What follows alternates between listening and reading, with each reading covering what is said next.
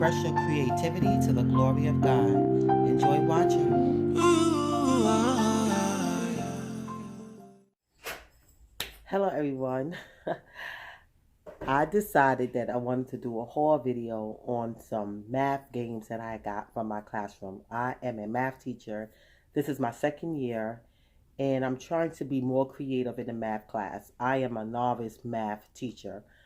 It's a miracle that I'm even a math teacher, to be honest with you. My passion and my strength is ELA, but I'm teaching math and I'm developing a love for math and also some ways to teach it that's non-traditional, that's making it more fun. But one of the ways I believe to help students learn math concepts is through games. I've been printing games. I'm in a think tank in my district, and I'm learning about different ways to teach math, different math websites, and I'll probably leave a couple of them down in the description section below. But I have a long way to go when it comes to learning about like the core concepts of math. It is a learning curve. I'm learning, and I have to say I am enjoying the journey, even though ELA is my passion, but I am enjoying this math journey. But I'm going to go ahead and do the haul of some math games I got from Amazon, and the total for all these games were $188. I'm not going to go into each price for each one of them, but it is plenty of games that I got again for the total $188 for this set of games. And and they're good games. They're not like little tinkering games. So the first game I got, which is math, it's strategic. It's really not so much math, but one of my students had been really asking me about it a lot, and it's chess. So I got this chess game, right? I'm gonna try to make this real quick. I got this other game, this called Geometry. It's Quizmo, and it's shapes, symbols, and terms, and they have different activities regarding geometry. So that's this one. In the instructions, there are several games and extended activities, you know, on the back, some directions. So that's Quizmo Geometry. Then I have a 10 frame game because I teach grades K through 5, and I have a few 6th graders, so K through 6. So I got great games for the whole range of grades. This is 10 on the spot. This is a 10 frame game, you know, and yes, and this is for grades K plus, ages 5 and up, you know, and it teaches, you know, counting, operations, and algebraic thinking, and it's aligned to the Common Core state standards. So that's good right there. I still have to read the directions to know more about the games, but I got them. This one is Pizza Math. This is also aligned with the learning standards. Build a pizza and build your math skills. So of course, making 10 fractions. So yeah, 48 pizza cards, gameplay instructions. Develop critical thinking skills, make patterns in groups, strengthens hand-eye coordinations, and build early math skills. So yeah, that one. Now what else here? We have this one right here, Math Builder. Think, build, plan, wit. Right? And so it deals with several things: operations with zero, addition with large numbers, subtraction with large numbers, multiplication of up to 3-digit numbers, 4 digits, division without remainder. So for grade 3, it's really operations, addition, and subtraction. So, and they have to build landscapes, mountains. It's a strategy game, and it includes math. So that's Math Builder. That looks fun. What else? Also, I'm really looking forward to using these grade 1 task cards word problems. And even if I teach students. I teach students with special needs. So, grade one, this grade can help several of my students. So, if you teach students within special needs environments, you may find that some of them need help with word problems on a lower level. And you can always take the cards and actually create from the card, using a card as a template, or using a card as a catalyst, as an idea booster of what you can create for upper grades. In the event you don't want to get all grades, at some point I'll probably get the other grades. But this is write on and wipe away task cards, so the students can write on them and you can wipe it off. I'm sorry, I'm talking through my notes. I'm still battling the cold, but I'm much better than I was the other day. So I have some other cards, some, what is that, math cards, flashcards and things, but I'm going to show that last. But this is my favorite that I got, this set right here, right? Okay, so I'm big on like multiplication bingo. I have fraction bingo, and I also have money bingo. I have an additional money bingo because I bought this set from Amazon, and it included money bingo. The rest of them I don't have. I do have multiplication bingo, but this one is multiplication and division bingo included. So I had to get it because it has a division. So even though I have multiplication, I didn't have division. So I just said it's okay for me to get this set. Okay, and my multiplication bingo is pretty old anyway, so it's good to have a new set. So this is multiplication and division bingo, and it's two-sided cards. So one side for division, one side for multiplication. That's really, really cool.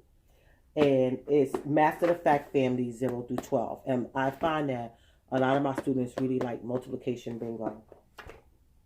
And one of the things I would say about this game, you can say like, okay, one of the cards would say 4 times 3 equals 12.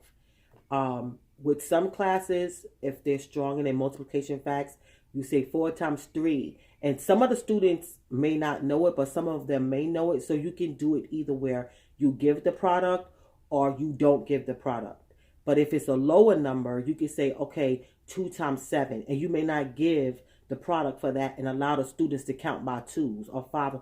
And maybe if you're working on 3 times tables, you may not tell them the product for an equation such as 3 times 6. You won't tell them the equation. They have to figure it out. And that will be a way to get them to practice their 3 times tables. But maybe if you're calling out a 7 times table equation, an equation within the 7 times table, you may go ahead and give them the product of that. So it's different ways to tweak it for different levels and also to challenge the students. This one is place value. I really like place value. And it 6 ways to play it. I don't know all the 6 ways yet, but I'm sure I'm going to learn it. So, yes. So, I think they'll enjoy that. Then we have subtraction bingo. Awesome. Then we have addition bingo. I'm so excited. Addition bingo. Because, after you teach and they may do a partner project or a group project or you may give an exit slip and there's time left over, I'm learning like give them a break, but it has to be a structured math game, which will actually help the students stay in the learning mode, but also having fun at the same time. And also it helps to prevent misbehavior because they're engaged in the game. And these are whole class games. That's why I like these type of games. Don't get me wrong, I like the other type of games, but when it's 4 players and you may have 8 students and they all want to play, sometimes it just creates a problem. So you have to just find, for certain classes, you may need more of a whole class game just to keep those emotions at bay and give everybody the opportunity to participate. This is money bingo. I already have one of these, but it's okay. I'll just take this and store it up. This is the only one that I have like just like this, but it came within the pack. So I was like, I have to get the bargain. So there you go. Anyway, telling time. So I really like this one too. Telling time bingo. Again, play 6 ways. So, you know, it's one game, but it's different ways that you can play it. So it's really like almost like you're getting in 7 games. And if you're creative, you could probably find even more ways to play one game. So you can make different variations of how to win, that's what I like about bingo too. The math bingo games. So last but not least, I got these math war games, right? Addition and subtraction. And there's different ways you can go online and find different ways to play with flashcards, different games to play with flashcards. But these are addition and subtraction game cards. And it's called Math War. I also have multiplication. I have 2 sets just in case, you know, I have 2 groups of 4 students that would like to play. There's a set for each group. So that's that. Then I have also division war. So all the basic operations, addition, subtraction, multiplication, and division. And also too, there's a way, like I said, you can use flashcards. You can even do exponents, but you know, that's another video. I'm going to try to make more videos. I'm actually going to put this in a playlist. I'm going to call it The Novice Math Teacher, because I like to share ideas. And this is Division War, right?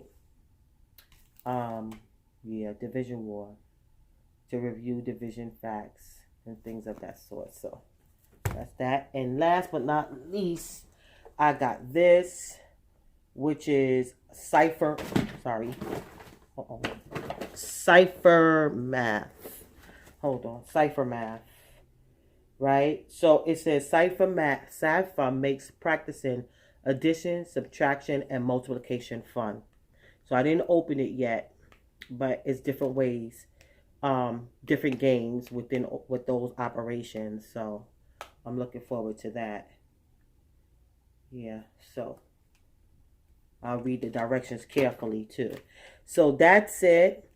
And I think that was really good for $188 because, you know, these games, if you go to Toys R Us, some of these games be costing like $25 a pop. And I'm just like, oh no. But with Amazon, you know, if you have Prime, you can get free shipping, and you also get some discounts. So I was able to use Amazon Prime to get actually all of these items.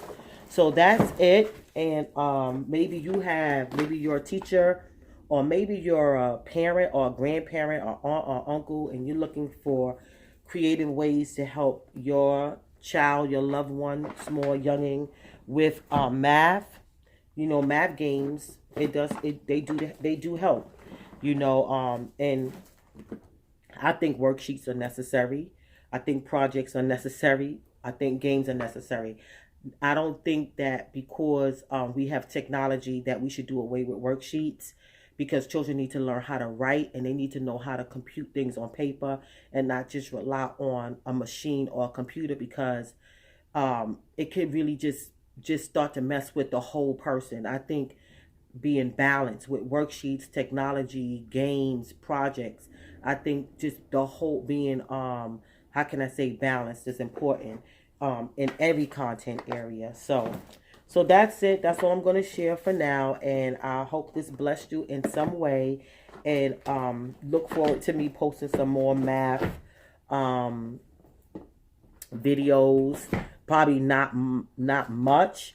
But if something's laid on my heart to show, even if it's a demo of a lesson activity, you know, I won't put my students on my channel, because I don't think that's appropriate to take a video of people's children and post it without even asking.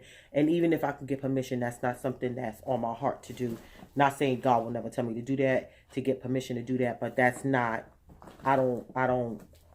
that's not a desire of mine. So even if I model an activity, I have a dry erase board and I can show a demo of something and or a method or a process, and my viewers can see it, and maybe they know someone that it will help.